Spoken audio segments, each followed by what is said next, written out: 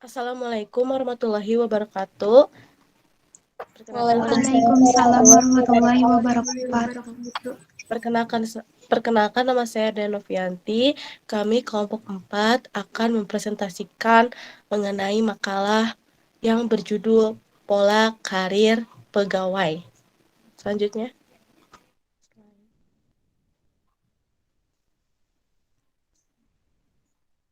Pertama-tama kita akan membahas mengenai pengertian dan tujuan pola karir pegawai. Apa itu pengertian pola karir pegawai? Pola karir pegawai adalah pola pembinaan pegawai yang menggambarkan karir yang menunjukkan keterkaitan dan keserasian antara jabatan, pangkat, pendidikan, dan pelatihan diklat jabatan kompetensi serta masa jabatan seorang pegawai, serta pengangkat sejak pengangkatan pertama atau jabatan tertentu sampai dengan pensiun. Selanjutnya, kita akan membahas tujuan pola karir. Tujuan pola karir adalah menjamin keselarasan potensi PNS dalam menyelenggarakan tugas pemerintahan dan pembangunan. Selanjutnya.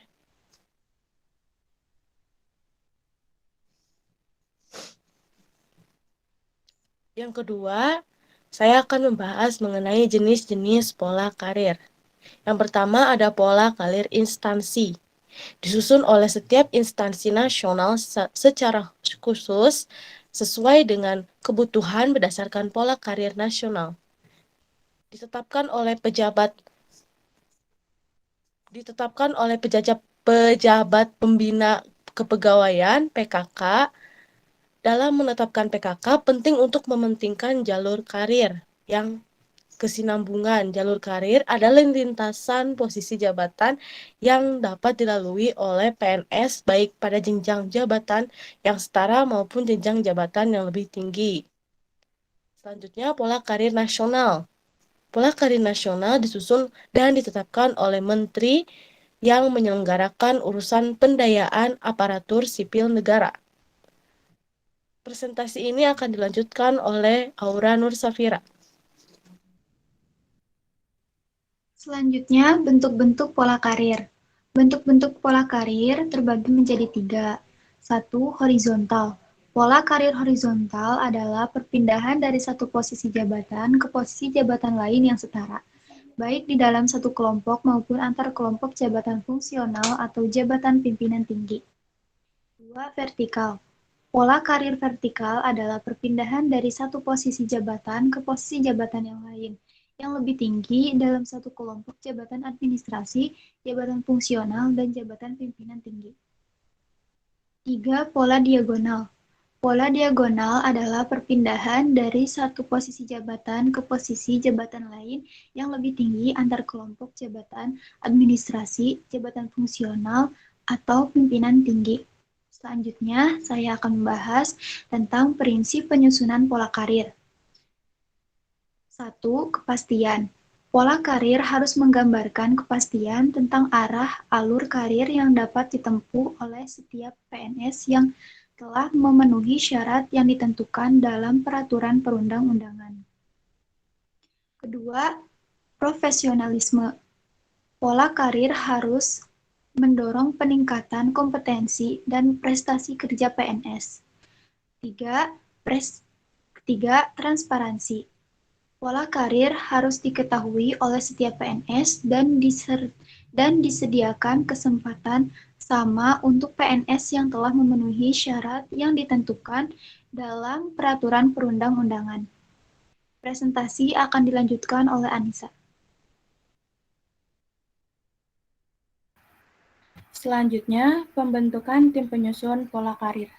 Pejabat, pembina kepegawaian pusat dan daerah dalam menyusun pola karir di lingkungan harus membentuk tim penyusun pola karir yang selanjutnya disingkat TPPK. TPPK mempunyai tugas membantu pejabat pembina kepegawaian pusat dan daerah dalam menyusun pola karir masyarakat keanggotaan PPK, yaitu yang pertama memiliki pengalaman kemampuan di bidang organisasi dan tata laksana, serta yang kedua, memiliki pengalaman dan kemampuan di bidang analisis, evaluasi, dan klasifikasi jabatan antar standar kompetensi jabatan. Susunan keanggotaan TPPK yaitu yang pertama seorang ketua merangkap anggota, yang kedua seorang sekretaris merangkap anggota, yang ketiga paling sedikit 3 orang anggota. Ketua TPPK ditunjuk dari pejabat yang secara fungsional bertanggung jawab di bidang kepegawaian. Sekretaris TPPK ditunjuk dari pejabat di unit pengelola kepegawaian. Anggota TPPK dapat ditunjuk dari PNS di luar unit pengelola kepegawaian. Selanjutnya, pola karir ASN. Pada gambar tentang pola karir ASN ini diatur dalam Undang-Undang Nomor 43 Tahun 1900 dan Tahun 1999 dan Undang-Undang Nomor 5 Tahun 2014 tentang Aparatur Sipil Negara, ini dimuat dalam Undang-Undang Negara Republik Indonesia, Undang-Undang Nomor 5 Tahun 2014. Aparatur Sipil Negara ini adalah profesi sebagai pegawai negeri sipil dan pegawai pemerintah dengan perjanjian kerja yang bekerja pada instansi pemerintah. ANS ini dibagi dua, yang pertama PNS dan yang kedua PPPK. PNS, sebagaimana dimaksud dalam pasal 6 huruf A, merupakan pegawai ASN yang diangkat sebagai pegawai tetap oleh pejabat pembina kepegawaian dan memiliki NIP atau nomor induk pegawai secara nasional. PPPK, sebagaimana dimaksud dalam pasal 6 huruf B, merupakan pegawai ASN yang diangkat sebagai pegawai dengan perjanjian kerja oleh pejabat pembina kepegawaian sesuai dengan kebutuhan instansi pemerintah dan ketentuan undang-undang. PNS berhak memperoleh gaji, tunjangan dan fasilitas, cuti, jaminan pensiun dan jaminan hari tua, perlindungan dan pengembangan kompetensi. Sedangkan PPPK berhak memperoleh gaji dan tunjangan, cuti, perlindungan, dan pengembangan kompetensi. Dalam pola karir ASN, menggunakan sistem merit yaitu kebijakan dan manajemen ASN yang berdasarkan pada kualifikasi kompetensi dan kinerja secara adil dan wajar, dengan tanpa membedakan latar belakang politik, ras, warna kulit, agama, asal-usul, jenis kelamin, status pernikahan, umur atau kondisi kecacatan. Pada ketiga posisi jabatannya yaitu jabatan administrasi, jabatan fungsional, jabatan pimpinan tinggi. Untuk jabatan administrasi adalah sekelompok jabatan yang berisi fungsi dan tugas berkaitan dengan pelayanan publik serta administrasi pemerintah dan pembangunan. Untuk jabatan administrasi ini dibagi menjadi 3, yaitu jabatan administrator sebagai pemimpin pelaksanaan seluruh kegiatan pelaksanaan dan kegiatan pelayanan dan administrasi. Yang kedua, jabatan pengawasan bertugas mengendalikan pelaksanaan kegiatan. Yang ketiga, jabatan pelaksanaan yaitu melaksanakan kegiatan pelayanan dan administrasi pemerintah dan pembangunan. Sedangkan jabatan fungsional adalah jabatan yang berisi fungsi dan tujuan dan tugas berkaitan dengan pelayanan fungsional yang berdasarkan pada keahlian dan keterampilan tertentu. Pada jabatan fungsional ini terbagi menjadi 2, yaitu jabatan fungsional keahlian dan jabatan keterampilan untuk jabatan. Untuk jabatan fungsional keahlian dibagi menjadi 4, yaitu ahli utama, ahli madya, ahli muda, dan ahli pertama. Untuk jabatan fungsional keterampilan ada 4, penyelia, maher, terampil, dan pemula. Jabatan pimpinan tinggi adalah sekelompok jabatan tinggi pada instansi pemerintah atau pejabat pimpinan tinggi inilah adalah Ini adalah pegawai ASN yang menduduki jabatan pimpinan tinggi. Jabatan pimpinan tinggi ini terbagi menjadi 3, yaitu jabatan pimpinan tinggi utama, jabatan tinggi madya, yang ketiga adalah jabatan tinggi pratama. Terdapat tanda melengkung biru, ini artinya pola karir ASN. Ini bisa berpindah-pindah mutasi secara vertikal, horizontal, maupun diagonal. Selanjutnya akan dilanjutkan oleh Olivia. Selanjutnya, tahapan penyusunan pola karir. Tahapan penyusunan pola karir ada 4. Yang pertama, melaksanakan analisis jabatan. Uraian jabatan terdiri atas aspek-aspek, yaitu nama jabatan, kode jabatan, ikhtisar jabatan, uraian tugas, bahan kerja, perangkat kerja, hasil kerja, tanggung jawab, wewenang, kolerasi jabatan, kondisi lingkungan kerja, dan risiko. Lalu syarat jabatan terdiri atas pangkat, golongan ruang, pendidikan kursus atau diklat, pengalaman kerja, pengetahuan kerja, keterampilan kerja, minat kerja, upaya fisik, kondisi fisik, dan fungsi pekerja.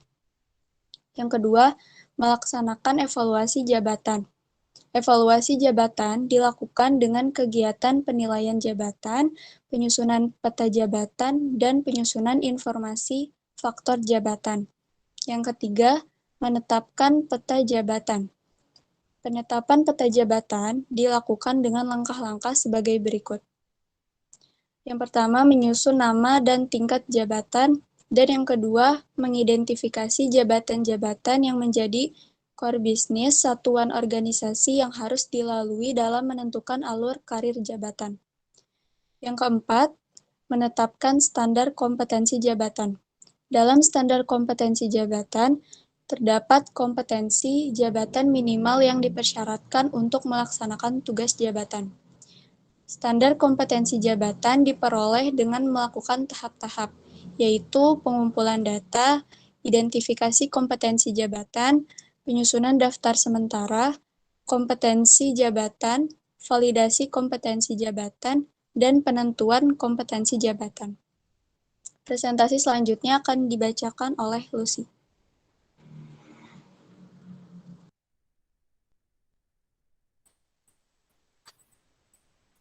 Selanjutnya,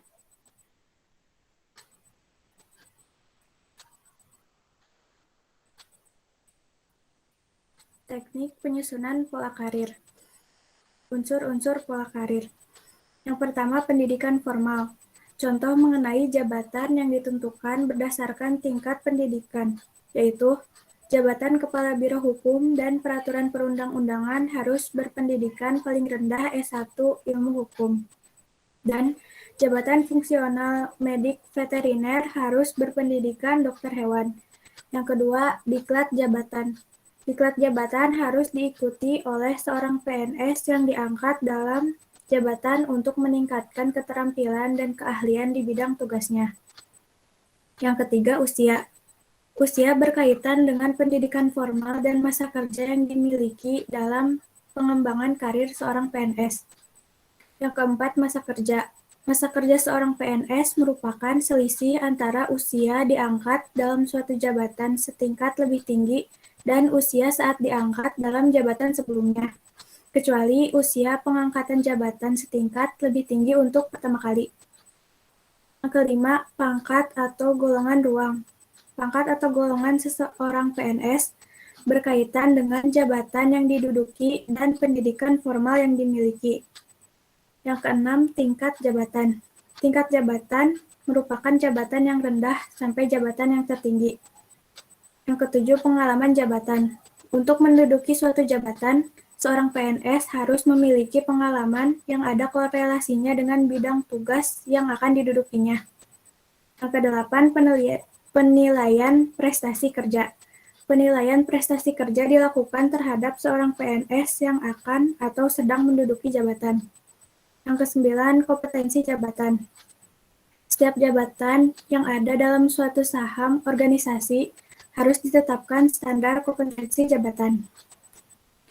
Lalu alur karir PNS secara reguler dan fast track. Alur karir PNS secara fast track didasarkan pada asumsi, yaitu sebagai berikut. Yang pertama, pendidikan dan usia. Untuk pendidikan SLTA, pengangkatan pertama kali sebagai CPNS berusia 18 tahun. Untuk pendidikan D2, pengangkatan pertama CPNS berusia 20 tahun. Untuk pendidikan D3, pengangkatan pertama kali sebagai CPNS berusia 20 tahun. Untuk pendidikan S1 atau D4, pengangkatan pertama kali sebagai CPNS berusia 23 tahun. Untuk pendidikan S2, pengangkatan pertama kali sebagai CPNS berusia 25 tahun. Untuk pendidikan S3, pengangkatan pertama kali sebagai CPNS berusia 27 tahun. Atau tidak terjadi penyesuaian ijazah. Selanjutnya, kepangkatan dan masa kerja. Yang pertama, satu tingkat di bawah jenjang pangkat yang ditentukan untuk jabatan yang bersangkutan. Yang kedua, kenaikan pangkat pilihan dipercepat selama 1 tahun dalam jabatan dan 1 tahun dalam pangkat.